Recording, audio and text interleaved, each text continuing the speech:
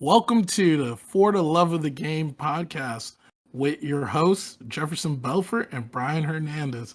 Brian, how are you doing today? I'm doing good, Jeff. I'm very excited this week. It's our third official episode. We have finally some basketball coming up soon. We have just this Sunday, we have the Nets preseason opener with the Lakers. And I'm so excited to talk basketball and actually finally see some real basketball instead of talking about just news in general. But for this week, we still got some news, but we have some pretty exciting news because, training camp just started. All these teams had their media days, and there's a lot of pretty juicy stuff that just came through. I agree. Training camp is brewing, and it's a perfect time to be talking basketball. Some of the topics that we're going to hit on this podcast today are a little bit about that Zion situation going down in New Orleans right now, the all-around COVID situation and how it's impacting the game and the players, the MPJ contract, and some recent rule changes. So let's lead off with that Zion Williamson situation brewing in New Orleans right now. You want to take the lead on this one? Sure. I'll take the lead. So, for any listener that doesn't know, Zion recently just talked to the media, like I was saying, it was media day, and he announced that, or David Griffin announced that Zion had a foot surgery during what I believe to be like around the summer league time. Now, they never announced this beforehand. They waited until now. There's a lot of different drama brewing, it seems like, between David Griffin and Zion's family and all that. It's pretty exciting. I'll let you take it from there. So, let's start off with, much like you said, the injury is, that's the tip of the iceberg in this situation. Just the tip. And it's the tip of the iceberg of an incompetent franchise. That's what it is. Oh my God. Realistically, first let's unpack on the injury. I understand, as we have grown to seeing, teams have now found ways to disclose injuries the same way that they had in the past. But this just screamed grossly incompetence for the organization, for the way how they went about it, the way how they tried to preach about it afterwards, in the sense of saying, if it David Griffin went on to say, it wasn't an issue for us. And that's all you needed to hear. That's all you needed to hear David Griffin say. But I just, I don't know how you could go a whole off season without notifying everybody, notifying everyone about this situation that's going on with your star player that we've seen in these first 2 years, that has come into training camp in not terrible shape, but he is overweight for an NBA player. For performance purposes, he's not in great shape. What do you have to say about that, Brian?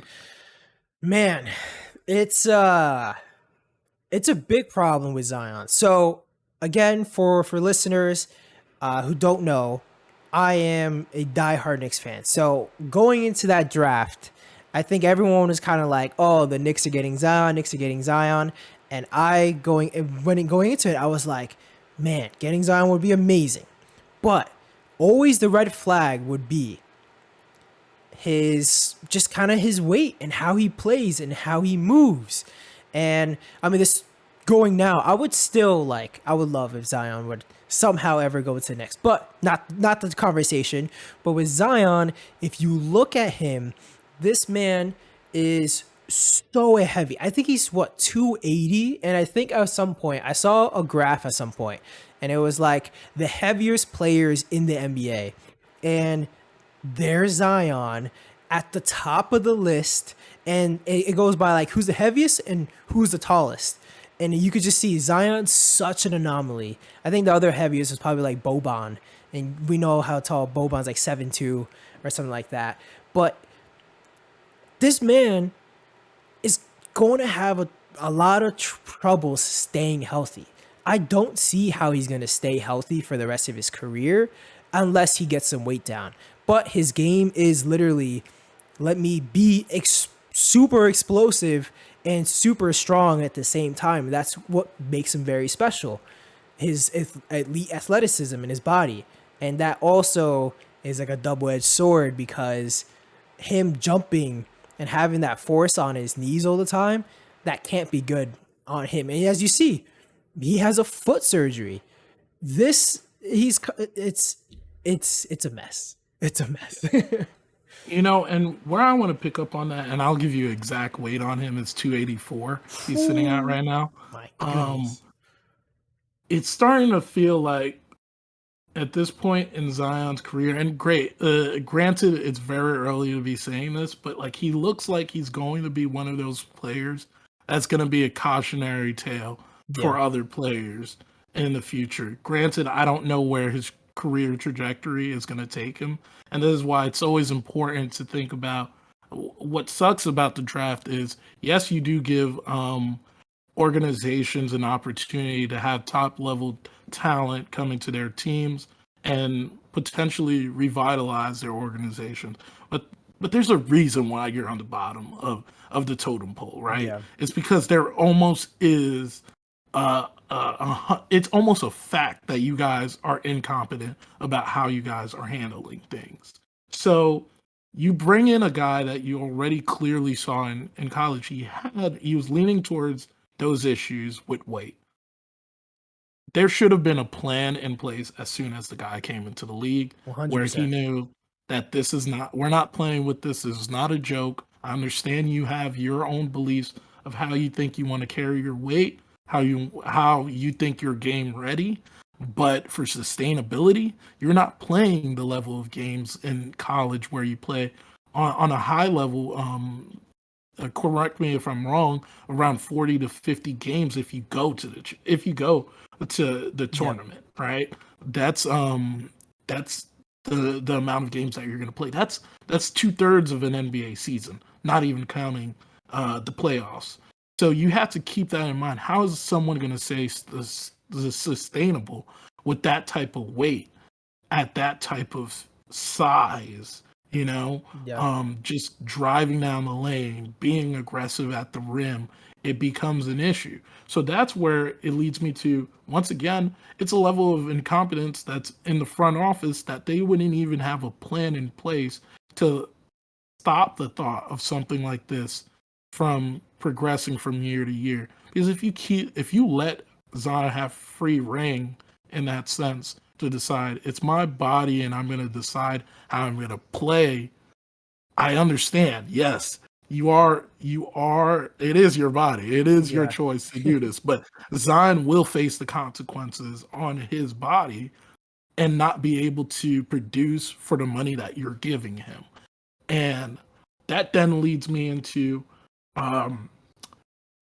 it's the injury history that goes into it next. Yep. We saw, and I don't know if you saw reports about this also, is there's and you mentioned the family, is the growing animosity between the front office and Zion, and it leads into where they were upset about how they were handling when Zion got injured in his rookie year, and Zion wanted to get on the court earlier than the team and the doctors were telling him that he should come out on the court.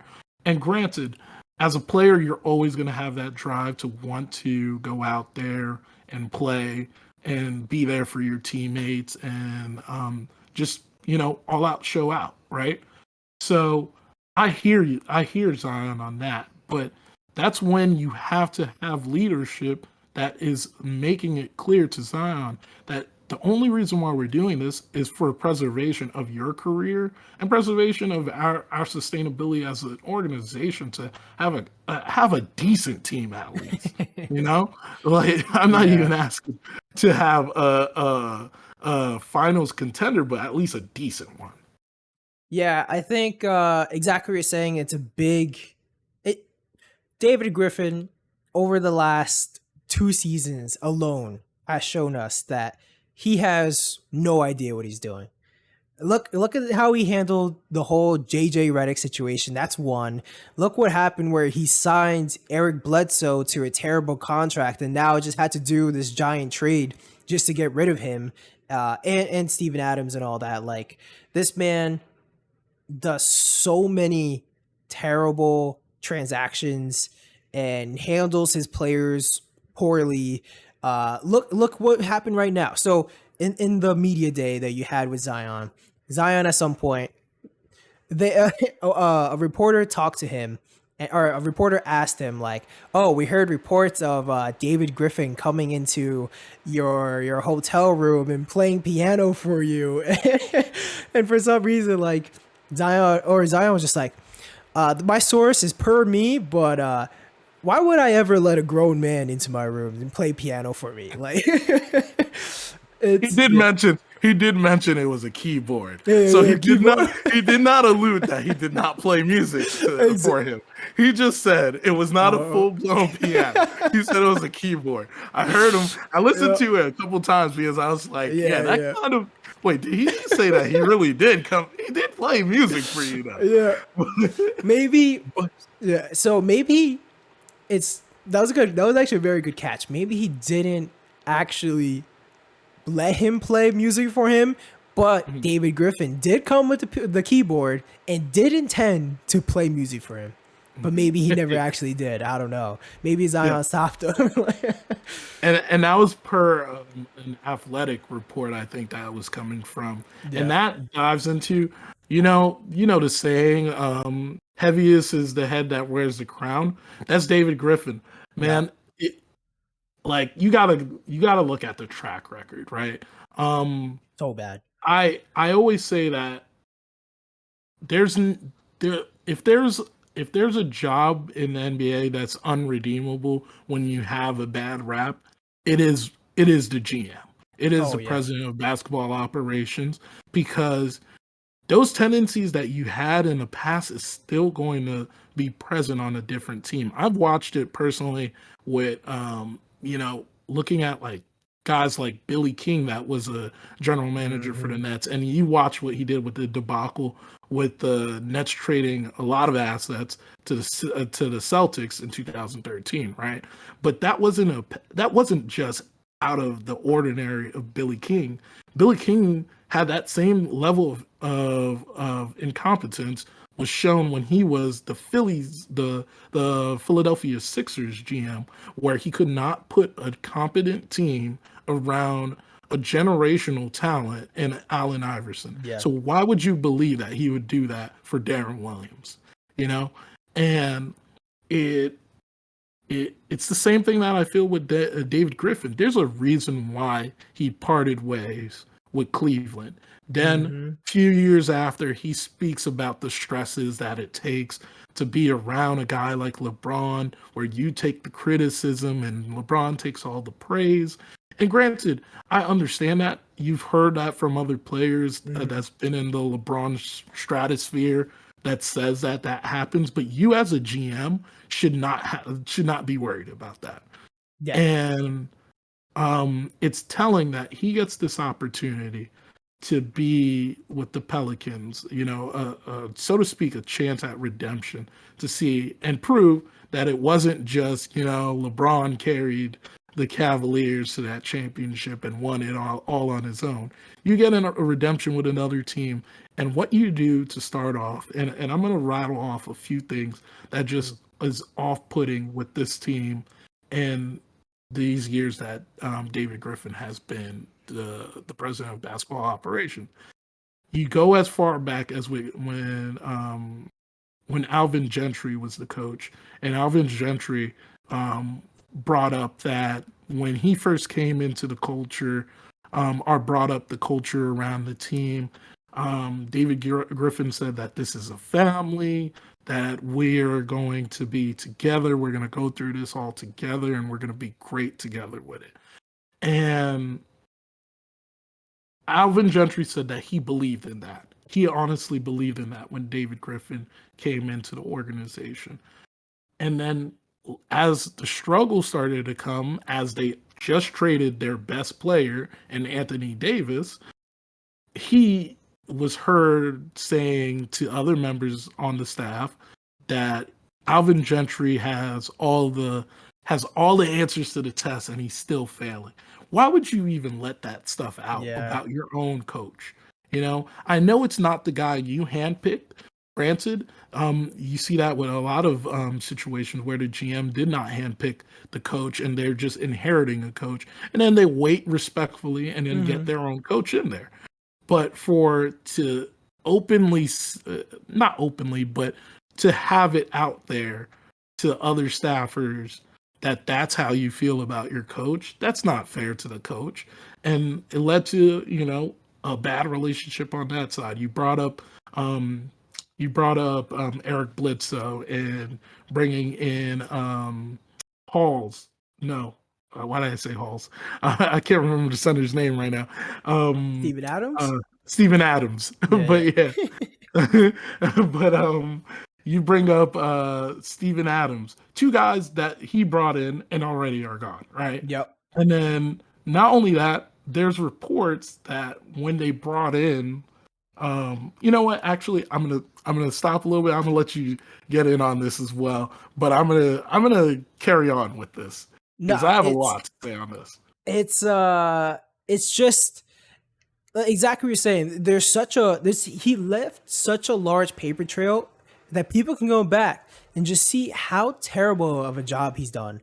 And I guess not to stray too far from this situation, but even of look what happened where Zion's talking about in media day. So I've heard other people say some other things. Did you get a chance to see when Zion was talking about like how he loves to play in New Orleans? Did you get a chance to see hit the video of him actually saying that? No. All right. So for anyone else who also didn't listen to it, I see some people online being like, this is actually probably, since Zion was drafted, this is probably the best thing he said about New Orleans. This is probably the biggest praise. But when I watched it, I wasn't convinced. When I watched it, he was like straight face, kind of seemed like kind of scripted in the sense of like, he's just like, yeah, love playing in New Orleans. And I can't wait for this season. It's going to be a lot of fun and this and that. But then, the reason why I'm not convinced by that, because look at I'll probably go back to it a lot, but, look at the quote that happened from last year when Zion played in New York. They asked him afterwards about playing in New York, and he goes, "Glad you asked me that. Man, I love New York. Man, if I could play here, this would be the best thing ever. But New Orleans my number one. But you can tell he has so much passion and energy in a situation like that. But then this one, he's just like, yeah, man, I love New Orleans, and then he goes straight into, he says that he had him and David Griffin have a lot of disagreements, but they're getting along, sure. But when he's talking about we have some disagreements, he's literally talking about what you mentioned before about how they dealt with the injury in his rookie season. And then there's so many reports this offseason about how Zion would love for the Pelicans to try to re-sign Lonzo. And yet, did not happen. Zion did not get to keep one of his best friends on the team. And look at the trade package they got for Lonzo there too. They could have easily got a better trade package in the trade deadline. The Thaddeus Young is probably one of the best players that the Bulls traded this offseason. Even though, yeah, he plays the same position as Zion, but like still, like you don't even try to get a player like that and maybe flip him later. You don't try to get any of this other stuff, but instead, you blow it. You blow it. Ugh, terrible. I, you know what? Like I agree. Like the thing is, it seems like he doesn't have the pulse of his team, and that's where the biggest issues is coming. It's coming from this situation. Disregard all of the trying to make personalities fit, making stuff work. If you just look at how he handles things, it just seems like he's like in a closed room where he's making decisions on his own and is not advising anyone. And you brought up the Lonzo thing. When you start to not listen to your star players, especially in this generation of the NBA, it's almost 3-4 years before Zion just decides to walk out the door Yeah. because you didn't give him a seat in the table, and star players feel that not only do they feel that they deserve it, they almost feel that they deserve it. They deserve that seat on the table to make decisions and be able to pick how this organization is going to go, because essentially they are the CEOs of the team. And when you give them and you bestow those keys on them, you got to give them a say now in what the league is on how their team is going to play. A little bit back into the David Griffin, Please, I love Griffin it. craziness of what I was trying to get at. Also, is you take in account. You brought up JJ Redick. We've talked offline about how mishandled that Oh yeah. situation was, where he literally is a two-faced individual where he won't honor things that he's told players. Mm-hmm. You look at the situation of like they lose Alvin Gentry, right? They get rid of Alvin Gentry, and David Griffin looks at the landscape. He looks at the team, and he decides, you know what this team needs? We need a defensive presence. You know who we're gonna go get? We're going to go and get his name's slipping my mind right now.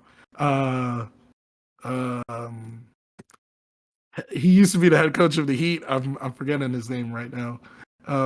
Back in '06 with Shaq and them. He was just a coach. I forget. I can't Oh remember. man, it's His name. slipping me too. I wish I could help Stan Van you. Gundy. Stan Van Gundy. There Oh we yes, go. yes, Stan Van yes, yeah. So he brings in Stan Van Gundy because he believes that that's the right decision defensively wise. We're gonna bring a guy that's defensive minded as a coach to Mm-hmm. fix that. You want me to run by some of those numbers Ooh, defensively, what please, they look like? please. So first, granted, the points allowed per game, that's a stat that's really changed in the league Mm-hmm. based off how teams play now, and we're so high tempo that a lot of teams are over north of 100 at this point. They were they allowed they're on the bottom half of points allowed per game, allowing 14.9 points per game, sitting at 24th. Their defensive rating for the season had them sitting at also the bottom half of the league at 23. Their offensive rating, which they thought that was their Yeah, their right. calling card for this team, is around 11. Not too bad, not too bad, close to cracking the top Yeah. 10. But you look at net rating, they're on the bottom half of the league. And there's more stats that speak to what were they doing? What was happening during that time? There was reports in that same article that spoke about David Griffin and his incompetence. They Mm-hmm. spoke about when they brought in Stan Van Gundy, and even him, it felt like things were falling on deaf ears with the players. They referenced a game where Eric Bledsoe acknowledged that he was not listening to Stan Van Gundy in a Wow. game versus the Pelicans and the Knicks where they were up by, I believe it was 2 points, with about 7 seconds left. Stan Van Gundy said, foul them, foul them when they get the ball. And he did not listen to that. Yeah. And they wind up having Derrick Rose take it to the rim and score a layup at the end of that game and head into overtime and wind up beating the Pelicans. Oh, It's yeah. stuff like that where you have to, as once again, heavy as the head that wears the crown, you as the GM, you as the president of basketball operation, have to assess what this coach is going to, if this coach is going to be the type of voice that is going to resonate with the players on their team. And it wasn't the person. It wasn't even the right person for half of the season, you know? So you now scrap it. You brought in a new guy onto the team to be the head coach in Willie Green. I'm happy he's going to get his fresh chance at being coach in the league, but it's like, how many times can we restart before you have to look up top and say, hey, something has to change up here? Yeah, it's you can attest for this as a Nets fan too. Like, we know what it looks like when you have an incompetent front office. We know, and literally right now, what's happening with new head coaches all the time. Your star player wanting out or potentially wanting out, but like unhappiness, a lot of tension, all this drama. I mean, at the end of the day, this is New Orleans. Like, no one's really, for the most part, it's a good thing when no one's talking about New Orleans, but like, here we are talking about them. If we're talking about them and it's about drama, like, things are going wrong there, and it's really bad. And I'm excited to see what happens next for Zion in this terms of like, what's the next step? Because like you mentioned, they've been handling him pretty wrong. And like, if you look at the pictures of Zion on during media day, this man still looked pretty heavy. This man still looked, I was hoping like, all right, you see Zion, this man's gonna be fit. I mean, sure, he had his foot surgery, so I'm sure like that played a part and everything. But this man, I think he looked even bigger. Do you remember? Did you ever see the meme? I hope the listeners know about this, but it's a meme of like a guy that looked exactly like Zion, but he's a big guy in a suit, and he's like 50 years old. Booger McFarland. Yes. He's one of the guys on ESPN. Yes. NFL player, former That NFL guy. player. So it's like, that's always like Zion in like 20 years, but like, he's getting close. Like, his face shape is kind of like expanding. And that's where the issue comes from, is like it goes right back into it, is that it's not one thing. Yeah. It's not one isolated thing. It's a trickle down of everything that's happening that has gotten to this point where almost it seems like, where can you redeem this and bring this back, right? You've already damaged the relationship with Zion's family. I'm of the belief that Zion injured his foot and did not notify the team. And that's why we're in the situation where they had to do a little damage control, cover it up, say, "Hey, we knew about this. We're getting on top of this." Yeah. And I know this is a basketball podcast, but you got to pull parallels from where you see it, right? Yeah. Me and Brian are also baseball fans, and we've seen incompetence in our baseball team, being the New York Mets, where we've seen similar things with players that went and did their own thing in the off season, and then the organization puts a barrage of ridiculousness to cover up what really happened, to just to not disclose how this person truly got injured, and it just becomes a bigger issue than you just notifying that this person was injured. You waiting a couple months after a surgery to tell us that your star player got injured is the same thing. Yeah. And it's ridiculous, because I think the reason why they didn't disclose it is because of the animosity that's growing between them and the front office. And because of that, I don't know where the Pelicans head with this. I don't know what they can do currently constructed to better their situation. And the issue is, for me at least, is I don't think that this team isn't a team that's redeemable. They still have good pieces on the team to work with. Yeah, I mean, just like the good pieces of especially Brandon Ingram. I really like the rookie they drafted, Trey Murphy the third. They still have Kyra Lewis. Like, they have a lot of really solid pieces. I think they just re-signed Josh Hart. Like, that's the thing. If you with a team with Zion, a healthy Zion, New Orleans should be a playoff team, or at least a play-in team. We'll see where they end up this season. It's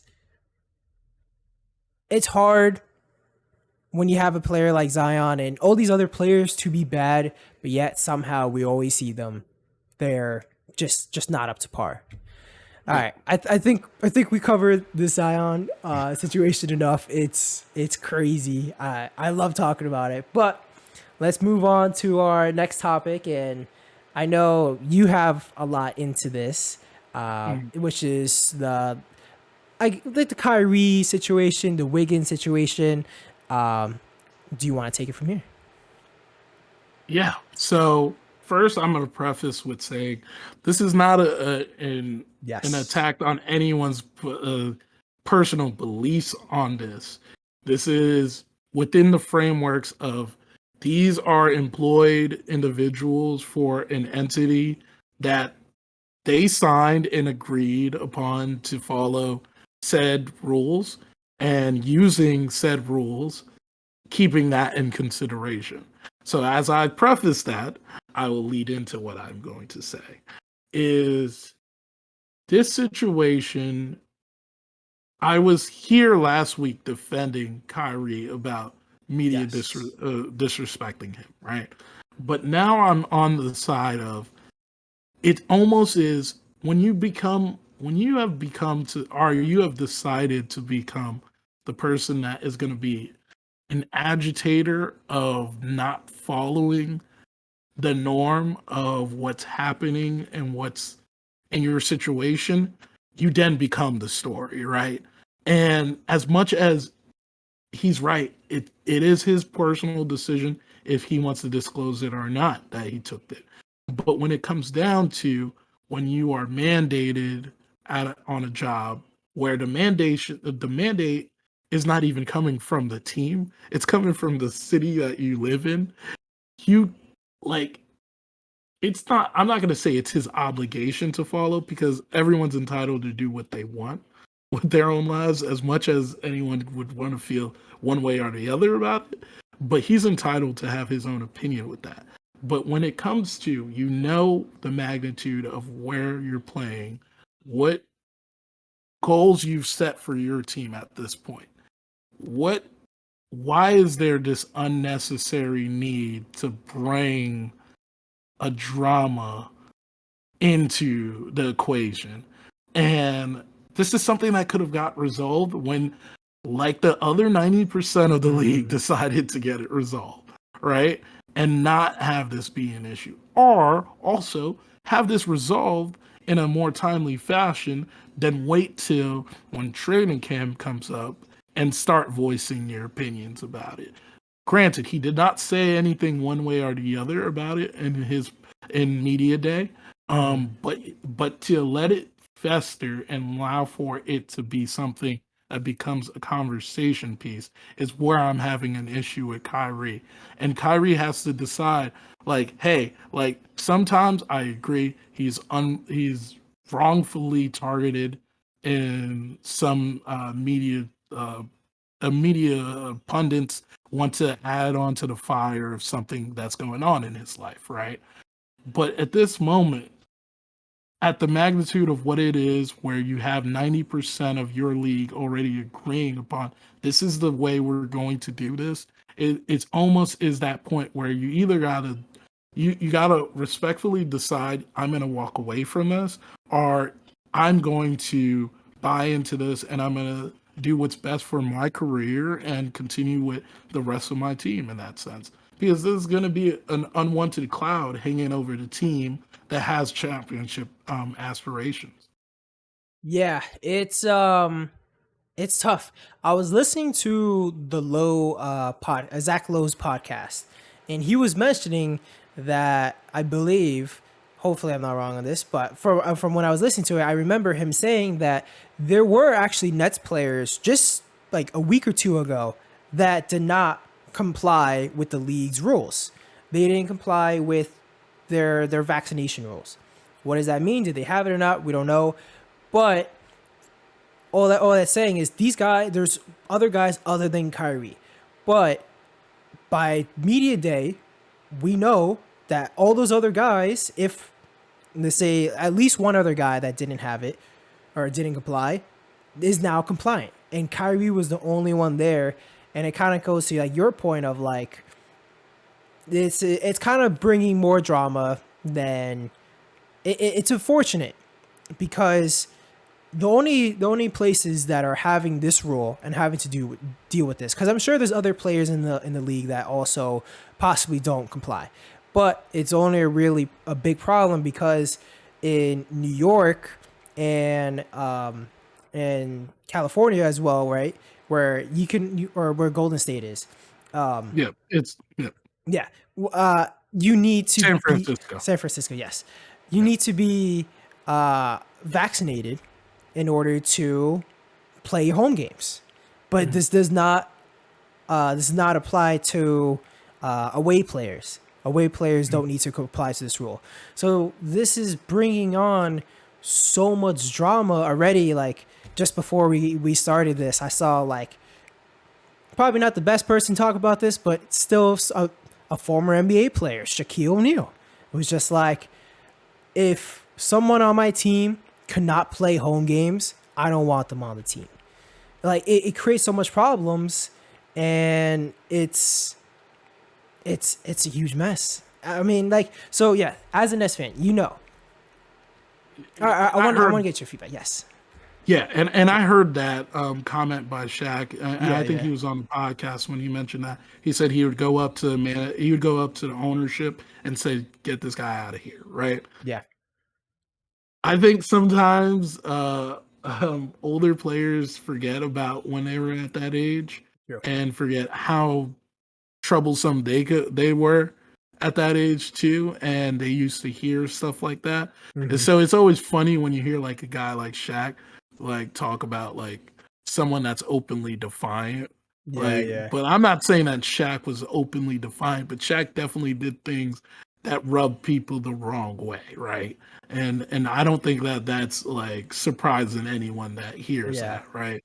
But I agree. Like I don't agree with Shaq's stance, but I agree that it's on the team to convince this guy that, hey, we're in this for a collective goal at this point.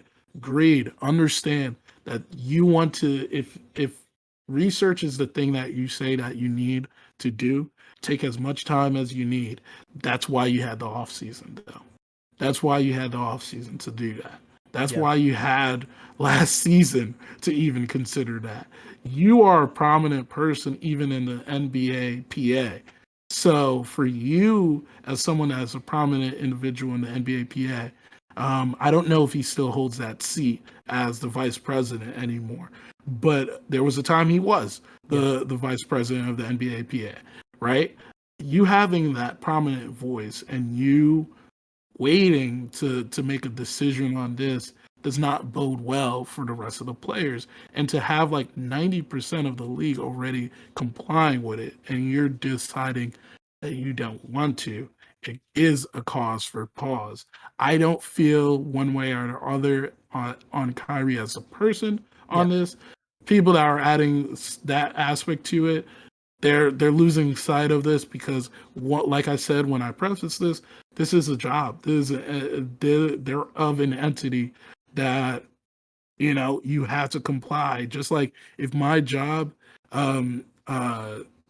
dropped that mandate as well, if I didn't comply, granted I have the choice not to comply, but Hmm. there would be a consequence to not following that mandate, right? It's keeping all of those things in mind.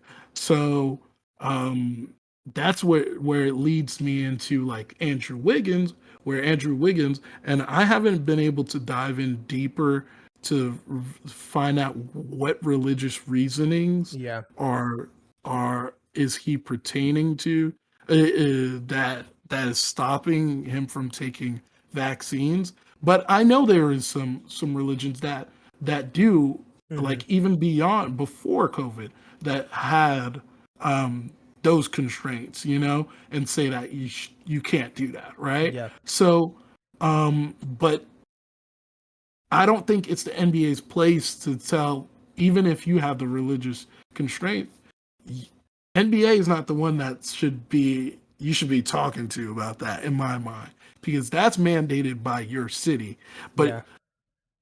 I will go to the fact of it is a little cockamamie that you're gonna have to have the home team be vaccinated, Yes. but a visiting team does not have that issue.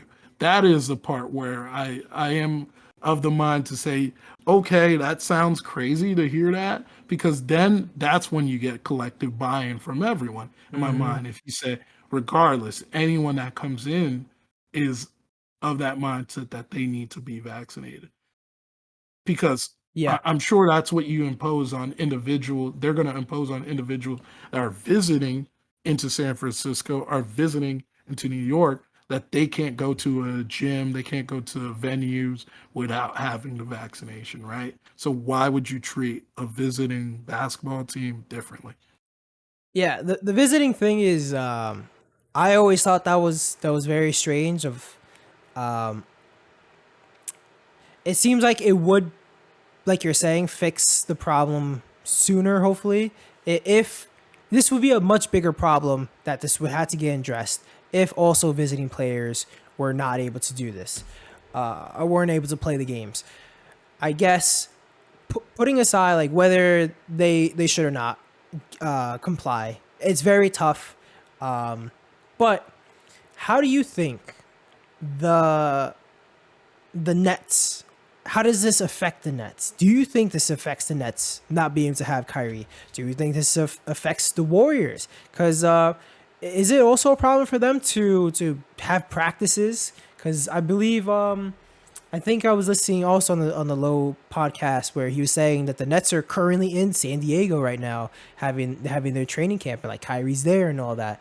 Um, how do you think them missing these players for home games, if this keeps up until the end of the season, like how do you think that's gonna affect them? Well, based off of what the rule is that you need to have the first shot, Yeah, you need at least right? one. You don't need to have both of them registered. You Yep. just need to have the first one. So I don't think that it is a concern until we get to that date Yeah. and you still have not have resolution on that, because let's be honest, we're talking about a top 1% of people in our country, money Yeah. wise, right? They could find a means. If Kyrie needed to take a vaccine within 12 hours, Oh, for sure. Yeah, yeah. they would find a way to get it I done, can go down my right? street, you know. Like exactly, like you know, and that's where I don't think it's a concern until you get closer and closer to those dates That's true. and you still see no resolution in his mind or from the team, or you're hearing nothing on that side. And we're getting close, very close to preseason, to the beginning of preseason. So it definitely is something that I'm looking at. But concerned right now, I would say probably like 50-50 right now. Until we Yeah. hear a real resolution before a game that he says, hey, I'm defiant, I'm not going to do this, then we have a problem. We have a problem. We have- Like we have a problem, because and it's not even just a problem for the Nets, but it's a problem for he will be the lead on the masses of the 10% that decided yeah. not to take the vaccine. It's interesting because of, as we see with Kyrie in the past, at least he has a likes to track or a history of like he stands behind his morals, and like to him, basketball is great and all, but his morals are on top of that. So I wonder if this has. I hope this all gets a solution quickly, but I can also see this kind of going pretty long. Yeah. And the more and more I think about it, I think that was already a contingency plan that they had in mind. Bringing in a guy that like a Patty Mills to shore up issues like that. Yeah. Granted, you can't replicate what Kyrie Oh, Irving's yeah. bringing on the court, right? But you could get someone competent enough to play in those games that he's not going to be there, right? But you got to be honest. He has to be honest with himself. Does he want to be a part of this? He always talks about being back in his home base. So is that really something that he still cares about? Yeah. If it isn't, you move along. You go into your next part of your life. Outside of the NBA, and you reconcile with that however you want to deal with that. But you can't string along the NBA, let alone a team. Hmm. Yeah. I wonder. I wonder how his team, like how his teammates feel about it, because I mean this isn't like I don't know, your sixth guy on the bench or anything like that. This is your second, third best player on the team. Mhm. And at least from the reports here in the past of like the Nets are kind of an organization that it's like KD, Harden, and Kyrie, these are the only guys that matter. Everyone else, like we all care about you, we all love you, but like these guys are on top and they're the priority. Um, yeah, I wonder how everyone else would feel So about. I'm a Yeah, rebuff that. I'm going to rebuff what you said on that one.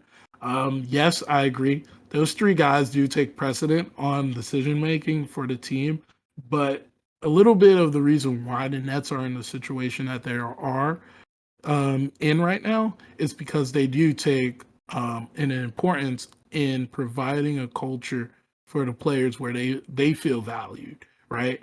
And even in that, we mentioned this book before that brought up all of the revelations around Kyrie, around hmm, KD, and their time in the bubble, the team in the bubble, and that Nets team, right? For that year, right? I forgot the author of the book, but he spoke about like how the Nets do value the opinions of their players, and that's where Sean Marks, the aspect that Sean Marks wanted to provide to these players.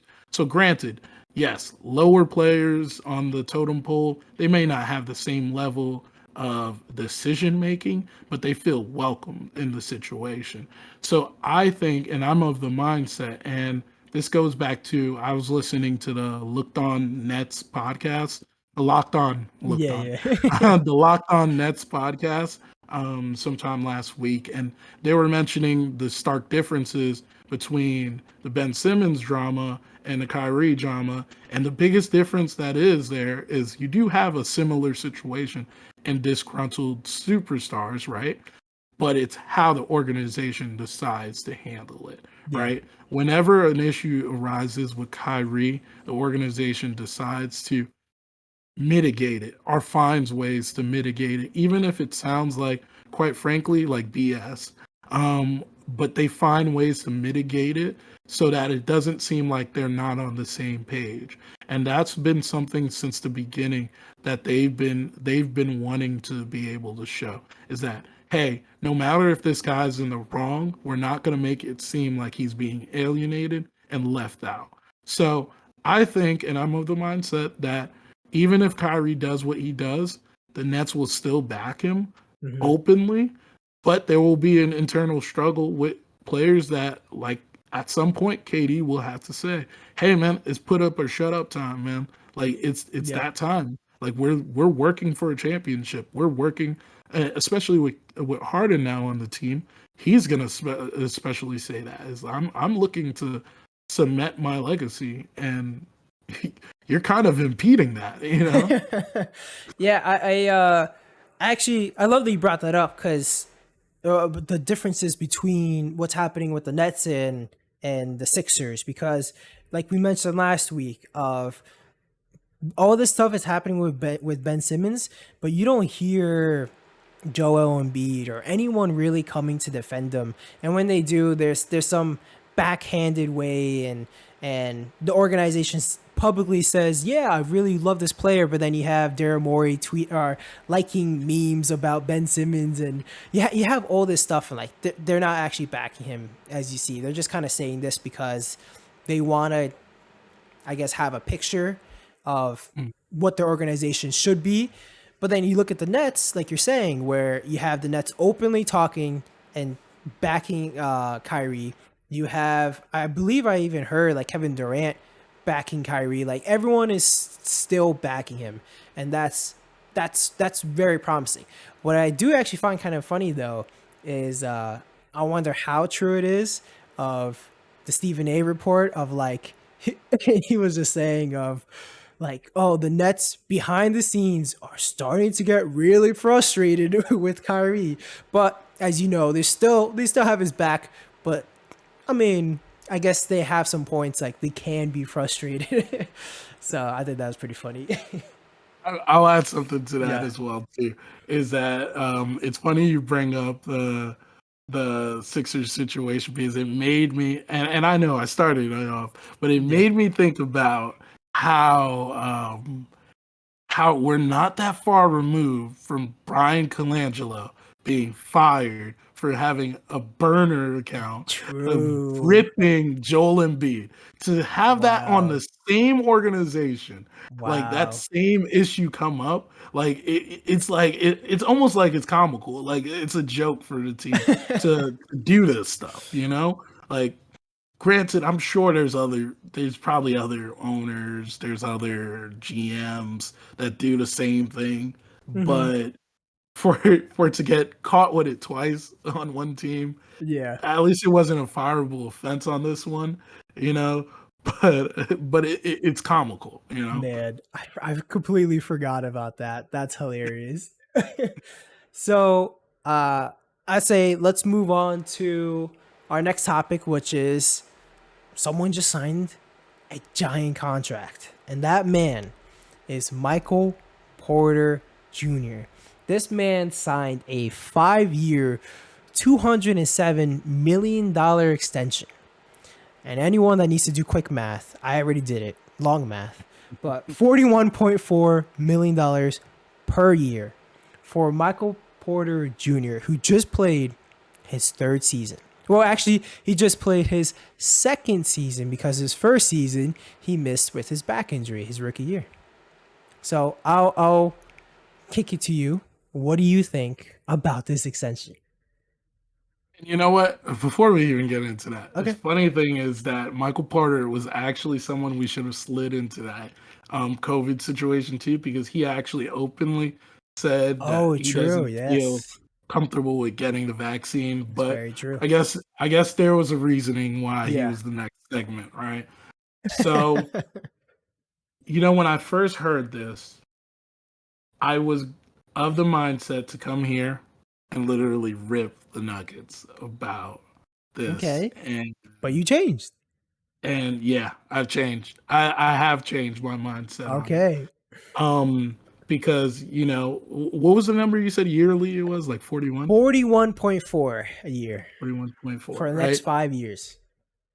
So I was going to say, why would someone that hasn't proven himself 100% yet, why would you give him this money? Why would you think that, like, this is not going to pan out? Like, it seems dumb to do this right now. You compare it to what KD just got in his extension. You compare it to Steph Curry just got, Dame Lillard just got. Why would you give this guy this money? Then I started to realize and started to think back to um, every year we look at the salary cap and we see that it escalates more and more each and every year, True. right? So and this is hinging on if he becomes a player that they expect him to be, right? Mm-hmm. One of the reasons why the Warriors worked when it worked, and I brought up Curry for a specific reason. One of the reasons why it worked, how it worked, was because the the Warriors early on in Steph Curry's career gave them a rather aggressive extension when he was also not yet 100% proven at that time. I believe I'm trying to remember what year it was. I Yeah. don't know if it was. I, I don't remember which year, exact year it was, but there's it was a lot of money. That's what I would Yeah. say. Yeah. It was a Okay. lot of money for that time, right? Yes. And at that point, Steph Curry was still known for his paper ankles. He Mm-hmm. looked a little bit more like Monte Ellis than the Steph Curry that you see right now. And then his game transformed. In that time, he became an MVP and then he became a world Yep. champion, right? And then because of that, it gave way to them being able to have enough money when the CBA jumped and bring in a guy Yeah. like Kevin Durant. Similarly, if you're betting on this guy, if you're betting on what Michael Porter Jr. is as a player, I think this is the perfect amount of confidence boost to him where they believe in me. They believe I deserve this money. I'm going to go out there and I'm going to prove that I deserve this money, right? First. Second is by the time that the next CBA comes up, and I think it's 2023, and I know that there have been talks around like they don't want to have like another like salary jump increase Mm-hmm. on the CBA year like what happened the year that Durant went to the Warriors, so that doesn't happen again. But granted, it's going to make a jump. So they will be able to bring in another player. And at that point, it would look like they're on a team friendly deal because each and every year, the extensions are only going to one up each other, right? Sure. They're only going to, this is now the highest played player. So 2-3 years removed from that, you're going to look at his contract and think it's a little bit more favorable if everything falls into place and they might be able to bring in another player onto that team. So I'm of the mindset that this was the right decision that they made. And it goes back to what we talked about in the first episode is how smart the Nuggets are doing a lot of their things and Yep. they're the competent version of what the Trailblazers are. Oh, well, yeah, 100%. So I'm actually, so to go to your first point, it's actually kind of funny with with players like Kevin Durant, Steph Curry, all these guys like LeBron. No matter what contract you sign them to, it's actually always a bargain. You can give this guy your entire your entire salary cap, and it's like, whoa, how do we get him for that much money? That's it. Like these, so it's crazy with those guys. But I really do like that comparison that you brought up with with Steph Curry, because like you mentioned that Steph Curry also had a ton of injury concerns. Now, ankles versus back, I at least believe in my head they're two different things. I'm not a doctor, so maybe I'm completely wrong. It's just I also have back pain. And I know how terrible it is and all that. So um, it's it's not the worst.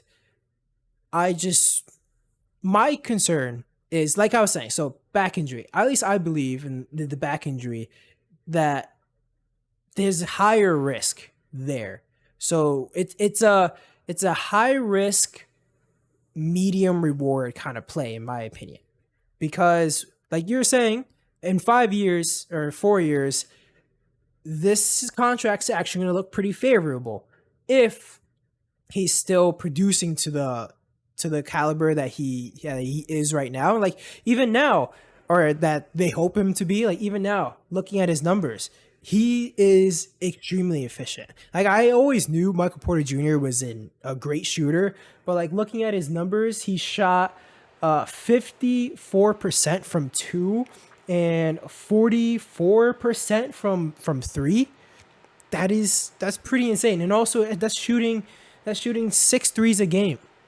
Like, this man is an amazing shooter. He's also probably not the best defender.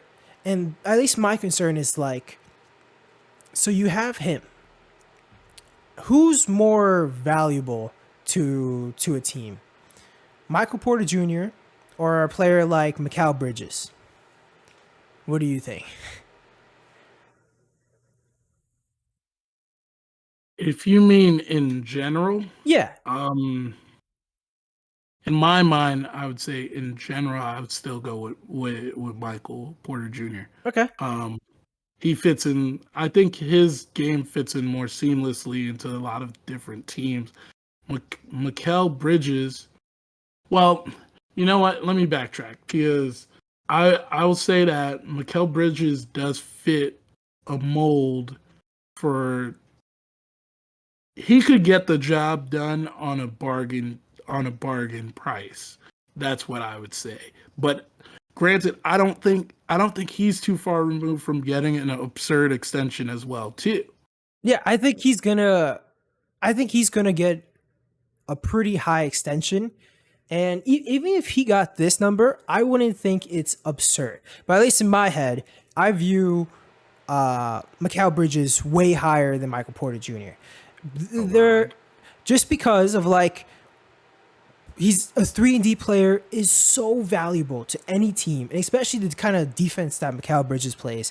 Michael Porter Jr., he's not that type of defender. Is he a better shooter? Yeah, but it's also think about it. I mean, he's playing with Jokic. This man's a beast, so he's gonna be extremely valuable for them. But then you have the back injuries, you have all this stuff, and I feel like his position type. I mean, maybe in 5 years he's gonna be, or in 4 years, like 4 or 5 years, he's gonna be like, he's gonna up his game so much, and I get that's what they're really hoping for. But in my mind, it's like you're paying someone all this money for a really good shooter, and really good shooters, you have someone like Joe Harris. Like, think of how much money Joe Harris is getting paid. He's getting paid a lot, but not $41 million a year. Yeah. It's crazy. To me, it's a lot. What would I think is probably more fair? I think like 30 million a year is actually, I think that's very fair. Even I think like 35. If you can get to like 35, I think that's like pushing it. But now this man's getting paid 40 million. I really hope for them. I mean, this kid's super young, showing a lot of promise. I really hope for the Nuggets that he ends up panning out. I definitely think there's some concern there, but at the end of the day, too, the Nuggets are a team that historically don't really overpay and don't like being over the luxury tax and all this stuff. So I think it's actually great that they decided to pay some more money this time. I hope it pans out. It's not the worst move, but it's also just like, I don't think it's the best. I hear you on that, and I think and I believe they were in the same draft class, 2018, Yes, right? yes. So it goes back to conversations you'll have even at the draft. Is they're giving him that money for his ceiling. Yes. Mikal Bridges, where he's at, he might stagnate. He may get a little bit better, but that's the belief is he's going to be that player. The belief is there's another gear that Michael Porter Jr. could go to. Yeah. Is money that incentive that brings him to that? Who knows? We might not. We'll never know until we see him on the court this season, right? But I think that's where they value that. Why they value him at that number is they're assessing what that ceiling is. They're assessing that if he even cracks that ceiling, we would pay him 2 times that if he could reach that level, and that's the part of it that where it's always going to be interesting because we're going to be doing this every week, right? Yeah. Is you can't predict that. That's a part of Only MPJ is going to be able to answer those questions, right? Is he going to figure out that, hey man, it's my time now, and there's nothing that's going to stop me from getting to that. Yeah. And if he does, once again, it will come off as a bargain. But then to play devil's advocate and play on your side of the game, if he doesn't, it will be an atrocity Yeah. of a I got a tongue tie over here, but a atrocity of a contract to give to a guy, you know, and you don't want to be one of those teams that give a contract like that to someone that doesn't deserve it, because then not only do you it affect your team, but it affects that player as well for the rest of their career. Yeah, I think like you're saying, there's definitely a great argument for both sides. I guess like for me, the way I'm really thinking of it is just thinking about like how terrible this could go. And especially it's not just like any contract can go really bad. Like think about any player can tear their ACL, break their leg, can't do any of these things.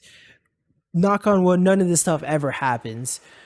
I really hope none of that ever happens, but this guy actually has a history with a back problem. It made him miss his entire rookie season. And it's already like you're going in with so much risk. Now but like you're saying, this man is very good. He's very young. He has the potential to be that good, but there's a very possible world where this goes very wrong. And that's the scary part. And that's where I'm like, you pay all that money, and I feel like you probably could have paid him a little bit less while using that argument. Like, we believe in you. We want you to be here. But there's a little insurance of like, maybe we can make this a tradable contract if we needed to, like 3 years later, if God forbid anything ever happened. But now you're just like, ooh, now it's very hard to trade that kind of contract. So we shall see. Do you have anything else you wanted to talk about on the Michael Porter Jr. stuff before we move on? I'm ready for the next segment. So one of our last things is we talked about the out of bounds rule change. So for anyone listening that hasn't heard yet, the out of bounds rule change is what's happening is in the last 2 minutes, the only way an out of bounds call can be reviewed is by coach's challenge. In the past, anytime when there is an out of bounds review, you see every single player, like a close one, just spinning their finger like, review that, please. For anyone watching, for anyone listening, I was just spinning my finger like crazy. But go to YouTube to see that. But they would do it all the time, and I understand they want to do this to speed up the game. But as we saw last season, we saw how many terrible calls the official made in the last few minutes. And now they're taking away something that could really affect a lot of games in the last 2 minutes. And I wanted to get your thoughts on that. So let me take you back to pre-COVID time in our world. The date was, I believe it was January 3rd, 2019. The soon to be in the future teammates, but previous teammates as well. The Rants Warriors were playing James Harden's Rockets, and there was a play that was not called where Durant stepped out of bounds. Now think about that. The call did not go right in that game, granted, as well. Yeah. Right? They just, they didn't make the right decision there. But now think about that happening more frequently because a coach decided to use their challenge in the 10-minute mark of the fourth quarter.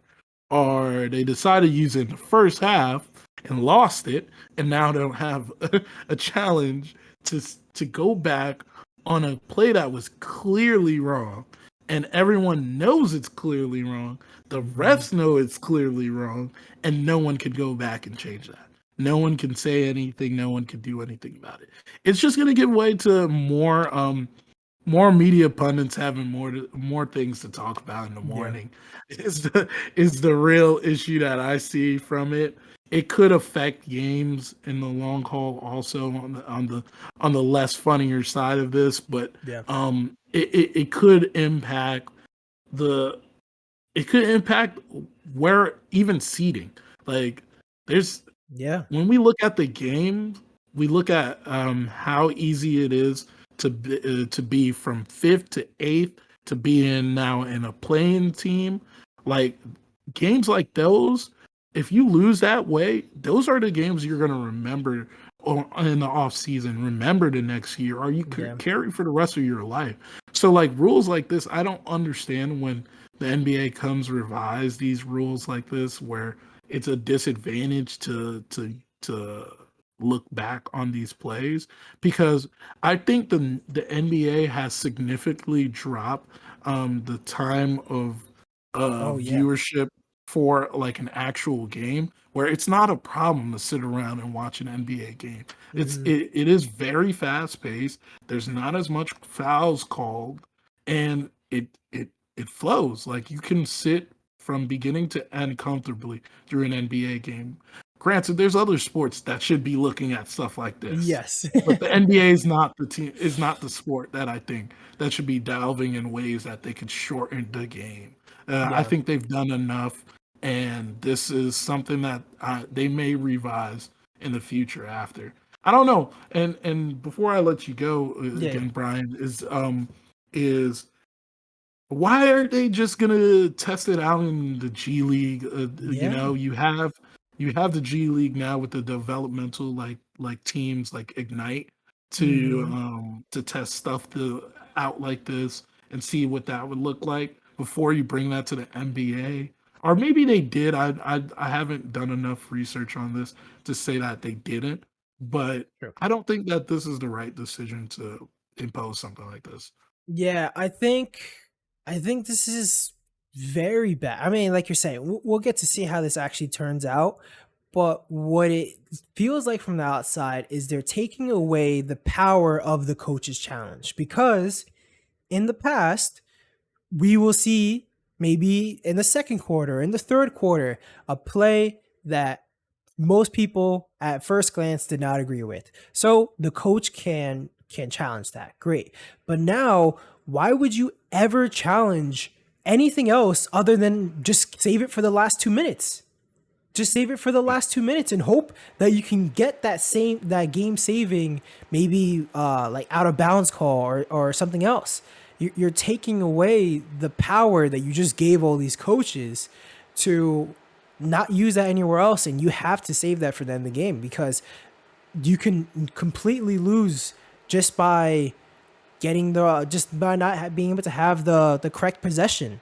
So it's very frustrating on that end, because like we mentioned, of there's so many terrible calls last season, and being able to review that and a coach being able to challenge that midway through a game is extremely powerful.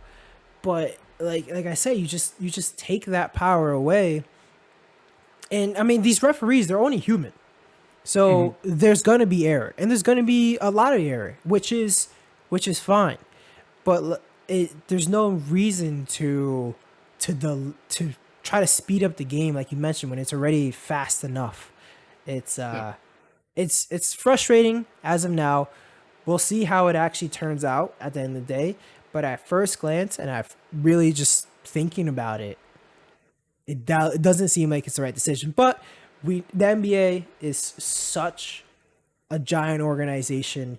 I'm sure they have some sort of data that would make this more profitable for them. I don't know. We'll see what happens. Yeah. Um, so we're already at a minute and 16. Do you want to touch real quick on the Joel Embiid quote that we got today. Hey, this turned into a Sixers podcast real I quick, know, man. right? Like, Look at this, we're all talking our drama, and this is all those off season is just all Sixers drama. It's great. to all the Sixers fan, I just Yes. gotta let you know, man. Like the Nets was the team of drama last year. Now it's your turn Yep. It because switches. we had the training camp that was highly touted that everyone wanted to see and talk about and wonder if Harden's coming or what's gonna happen to Yes. Kyrie. And a lot of things was happening, right? And now it's turned to the Sixers, where Joel Embiid openly went. And granted, I think Joel Embiid had some good points when he said this, Yes. Yeah. but he said that the team was built around Ben Simmons and the frustration, and I'm sure he's airing out his frustrations with this situation when he brought this up, that the team has been intentionally built around him, and they decided to trade a pivotal player in Jimmy Butler, or let a pivotal player in Jimmy Butler walk away from the team because they wanted the team to be more suited for Ben. And talk about timing with this team. I swear, they just don't have good timing when they say stuff on this team. And it just seems like everyone wants to air out their grievances. And it's not, like I said a couple weeks ago, this is not going to be an easy breakup. If someone's going to get dealt a bad hand right now, the way how the Sixers are looking, because honestly, Ben Simmons does not look like the sorry one in this situation. The Sixers look like the fed up, the ex that's like trying so hard to get back with you and like is Yeah. fed up with the fact that you won't even answer their texts and their calls, and now they're just throwing everything at you. You know, like that's what the Sixers look like right now at It's this point. 100%. I think that was like the perfect metaphor because we saw earlier this week. Literally, they want to fly, I believe, to California to try to reconcile this situation. And Ben Simmons was like, "Don't bother, don't come over here. I don't want to see you." And and now you have Joel Embiid like, "All right, I'm taking off the gloves. Screw you. I hate you. You're the reason why we lost." And he didn't directly say this, but like it's crazy what's happening right now over there. And then it honestly feel like they're going through the 5 stages of grief because you have the in denial phase with Yeah. Doc Rivers where he's like, I didn't mean what I Yeah. said. You gotta go off of intent. Like you gotta listen for intent when you hear someone speaking, and you could tell by how I was saying it, I Yeah. was I was meaning that I could not speak about this right now. And now you have Embiid voicing out anger in the situation. Like it's going to be a nasty breakup. Oh But yeah. like I said, they are looking more sorry than Ben Simmons because Ben Simmons keeping quiet. And Mhm. honestly, you know why? Because Ben Simmons is working with one of the best puppet masters in sports management at this time with Rich Yeah. Paul, who knows how to manage situations, being that he's from the LeBron stratosphere. And I don't know, man. It's starting to feel like Ben Simmons is going to find his way where they let him choose where he wants to go. And Yeah. that's going to be scary if he gets to choose where he wants to go. Yeah. It's that's really funny you say that. It's very true of Rich Paul knows how to deal with this, and he's dealing with it perfectly. Just stay silent and just repeat the same thing over and over. We want out. That's all that he's been saying. I don't want to be on this team. That's it. And it's very messy right now.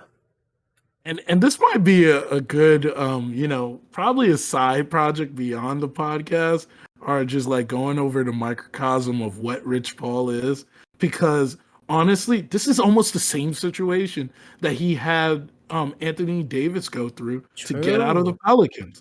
Is he voiced his opinions? Some of the things just did not.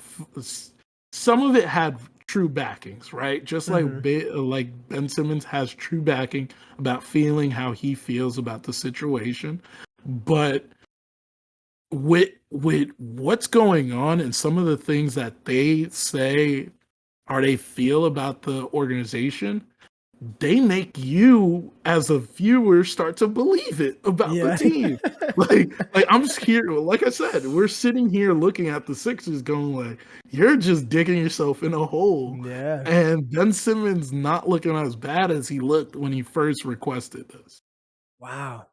That's true. Because right now, I'm kind of on Ben Simmons' side after like what's happening.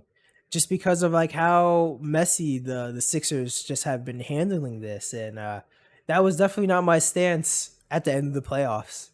So Exactly. wow. Rich Paul masterclass right there. That's crazy. All right, yeah. We don't want to go too far into that because we talked so much Ben Simmons already. I'm sure next week we're gonna talk more about Ben Simmons. But yeah, I think that is the end of episode 3. Before we end, just wanted to make sure, let everyone know we're gonna be.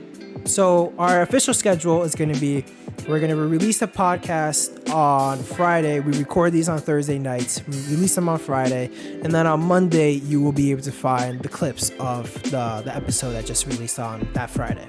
And be sure to subscribe to our YouTube channel. Check us out on For the Love of the Game Pod.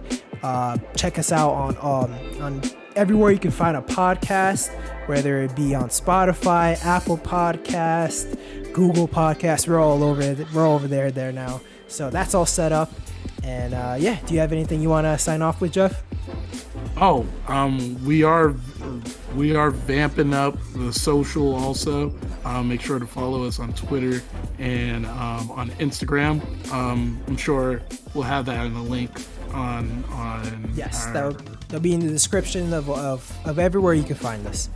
So all right, this was fun. Next week we should be able to talk some legit basketball. I'm so excited. Can't wait.